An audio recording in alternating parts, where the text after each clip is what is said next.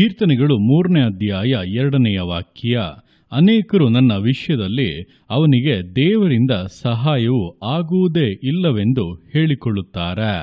ಈ ವಾಕ್ಯದಲ್ಲಿ ದಾವೀದನು ವಿರೋಧಿಗಳು ಹೆಚ್ಚಾಗಿರುವಾಗ ದೇವರ ಬಳಿಯಲ್ಲಿ ಪ್ರಾರ್ಥಿಸಿ ನುಡಿದಂಥ ಸಂಗತಿಗಳನ್ನು ವಿವರಿಸಲಾಗಿದೆ.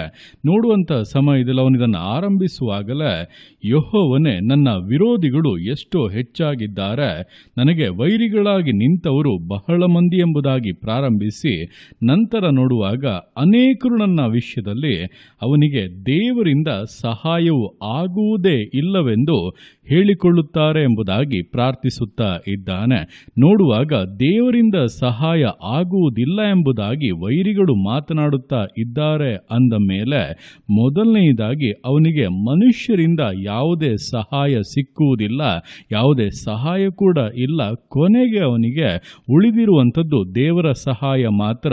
ಆದರೆ ದೇವರು ಕೂಡ ಅವನಿಗೆ ಸಹಾಯ ಮಾಡುವುದಿಲ್ಲ ಎಂಬುದಾಗಿ ಅವರ ಯೋಚನೆ, ಹಾಗೆ ಅವನ ಪರಿಸ್ಥಿತಿ ಕೂಡ ಇತ್ತು. ಅಂದರೆ ಒಂದು ಕಡೆ ಮನುಷ್ಯರ ಸಹಾಯವೇ ಇಲ್ಲ, ಯಾರೂ ಕೂಡ ಬೆಂಬಲಕ್ಕೆ ಇಲ್ಲ. ಇನ್ನೊಂದು ಕಡೆ ದೇವರು ಸಹಾಯ ಮಾಡುತ್ತಾರೋ ಇಲ್ಲವೋ, ನನಗಾಗಿ ಅದ್ಭುತ ಮಾಡುತ್ತಾರ, ರಕ್ಷಣೆನುಂಟು ಮಾಡುತ್ತಾರ, ಬಿಡುಗಡೆ ಅನುಗ್ರಹಿಸುತ್ತಾರೆ ಎಂಬುದಾಗಿ ಹಲವಾರು ಗೊಂದಲಗಳು, ಹಲವಾರು ಗಲಿಬಿಲಿಗಳ ಮಧ್ಯದಲ್ಲಿ ಅವನು ಈ ಪ್ರಾರ್ಥನೆಯನ್ನ ಮಾಡುತ್ತಾ ಇದ್ದಾನೆ. ಆದರೆ ಅದರ ನಂತರದ ವಾಕ್ಯಗಳಲ್ಲಿ ನೋಡುವಾಗ, ಯೆಹೋವನೇ, ನೀನನ್ನು ಕಾಯುವ ಗುರಾಣಿ, ನಿನ್ನ ಗೌರವಕ್ಕೆ ಆಧಾರನು, ನನ್ನ ತಲೆಯನ್ನು ಮೇಲಕ್ಕೆತ್ತುವಂತೆ ಮಾಡುವವನು ಆಗಿದ್ದಿ ಎಂಬುದಾಗಿ ದೇವರ ಮೇಲಿನ ತನ್ನ ನಂಬಿಕೆಯನ್ನ, ತನ್ನ ವಿಶ್ವಾಸವನ್ನು ಅವನು ಪ್ರಕಟಿಸುತ್ತಾ ಇರುವುದನ್ನು, ಹಾಗೆ ಅಂತ್ಯದಲ್ಲಿ ದೇವರ ಜಯದಲ್ಲಿ ಅವನು ಹರ್ಷಿಸುತ್ತಾ ಇರುವುದನ್ನು ಕೂಡ ನಾವು ಕಾಣಬಹುದಾಗಿದೆ. ದಾವೀದನ ಜೀವಿತದಲ್ಲಿ ಅನೇಕ ಇಕ್ಕಟ್ಟುಗಳು ಬಂದರೂ ಕೂಡ ದೇವರು ಅವೆಲ್ಲವುಗಳೊಳಗಿಂದ ಅವನನ್ನು ತಪ್ಪಿಸಿ ಆಶೀರ್ವದಿಸಿ ಉದ್ಧರಿಸಿದ್ದು ಅವನ ನಂಬಿಕೆಯಿಂದಲೇ, ಕರ್ತನ ಮೇಲೆ ಇಟ್ಟಿದ್ದಂಥ ಭರವಸೆಯಿಂದಲೇ. ಆದ್ದರಿಂದ ಈ ದಿವಸಗಳು ನಿಮ್ಮ ಜೀವಿತಗಳಲ್ಲಿ ಕೂಡ ನಿಮಗೆ ಮನುಷ್ಯರ ಸಹಾಯ ಇಲ್ಲದೆ ಇದ್ದರೂ, ಹಾಗೆ ದೇವರಿಂದ ಸಹಾಯ ಸಿಕ್ಕುವುದಿಲ್ಲ ಎಂಬುದಾಗಿ ಮನುಷ್ಯರು ಭಾವಿಸುತ್ತಾ ಇದ್ದರೂ ಕೂಡ ನೀವು ಕುಂದಿ ಹೋಗಬೇಡಿರಿ.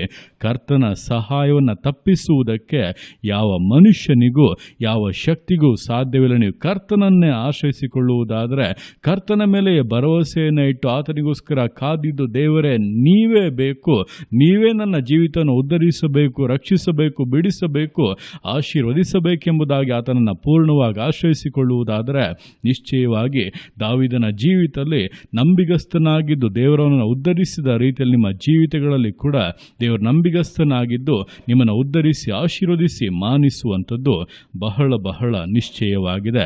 ಆದ್ದರಿಂದ ಈ ದಿವಸಗಳಲ್ಲಿ ಮನುಷ್ಯರು ಏನೇ ಹೇಳಲಿ, ಮನುಷ್ಯರು ಯಾವ ರೀತಿಯಾಗಿ ವರ್ತಿಸಲಿ, ನಿಮ್ಮನ್ನು ಕುಂದಿಸುವಂತೆ ಏನೇ ಮಾಡಲಿ, ನಂಬಿಕೆಯಲ್ಲಿ ಕುಂದಿ ಹೋಗಬೇಡಿ. ಕರ್ತನು ಸಂಗಡ ಇದ್ದಾನೆ, ಆತನು ರಕ್ಷಿಸುತ್ತಾನೆ, ವಾಗ್ದಾನಗಳನ್ನು ನೆರವೇರಿಸುತ್ತಾನೆ ಎಂಬುದಾಗಿ ಪೂರ ಭರವಸೆಯಿಂದ ಜೀವಿಸಿ ನಿಶ್ಚಯವಾದ ಬದಲಾವಣೆಗಳನ್ನು, ಮೇಲುಗಳನ್ನು, ಜಯಗಳನ್ನು ಅನುಭವಿಸುತ್ತೀರಾ ಎಂಬುದನ್ನು ತಿಳಿದು ದೇವರ ಕರಗಳಲ್ಲಿ ಸಮರ್ಪಿಸಿ ವಿಧೇಯತೆಯಿಂದ, ದೃಢತೆಯಿಂದ, ಸಮರ್ಪಣೆಯಿಂದ ವಿಶ್ವಾಸ ಜೀವಿತಗಳನ್ನು ಮುನ್ನಡೆಸೋಣ. ದೇವರ ಕರಗಳಲ್ಲಿ ಸಮರ್ಪಿಸಿ ಪ್ರಾರ್ಥಿಸೋಣ. ಯೇಸುವೆ, ಸ್ತೋತ್ರ ರಾಜ, ಕೊಟ್ಟಂಥ ದಿವಸಕ್ಕೋಸ್ಕರ ಸ್ತೋತ್ರ ಕರ್ತನೆ. ಈ ದಿವಸ ನಿನ್ನ ಕರಗಳಲ್ಲಿ ಸಮರ್ಪಿಸ್ತಾನೆ. ಪ್ರತಿಯೊಂದು ಜೀವಿತಗಳನ್ನು ನೀನು ಆಳ್ವಿಕೆ ಮಾಡು, ಬಲಪಡಿಸು ಕರ್ತನೆ.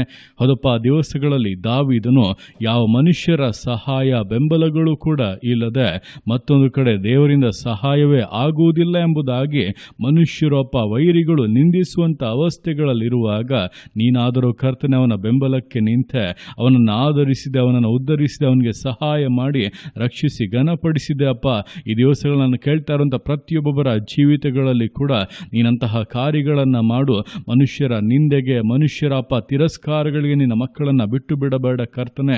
ನೀನು ಆಶೀರ್ವದಿಸಪ್ಪ, ನಿನ್ನ ಬಲಗೈಯನ್ನು ಆಧಾರ ಮಾಡು, ನೀನು ಸಹಾಯ ಮಾಡು, ಉದ್ಧರಿಸಿ ಆಶೀರ್ವದಿಸಿ ಮೇಲುಗಳನ್ನು ಕಾಣುವಂತೆ, ಜಯಗಳನ್ನು ಕಾಣುವಂತೆ, ಉನ್ನತಿಗಳಲ್ಲಿ ನಿನಗೆ ಸಾಕ್ಷಿಗಳಾಗಿ ಜೀವಿಸುವಂತೆ ಪ್ರತಿಯೊಬ್ಬೊಬ್ಬರನ್ನು ಬದಲಾಯಿಸು. ಜೀವಿತಗಳನ್ನು, ಕುಟುಂಬಗಳನ್ನು ಆರ್ತಿಯಾಗಿ ನೀನು ಆಶೀರ್ವದಿಸುವಂತ ನಿನ್ನ ಪ್ರೀತಿಯಾಗಿ, ಕೃಪೆಗಾಗಿ ಅಪ್ಪ ನಿಮಗೆ ಸ್ತೋತ್ರಗಳು.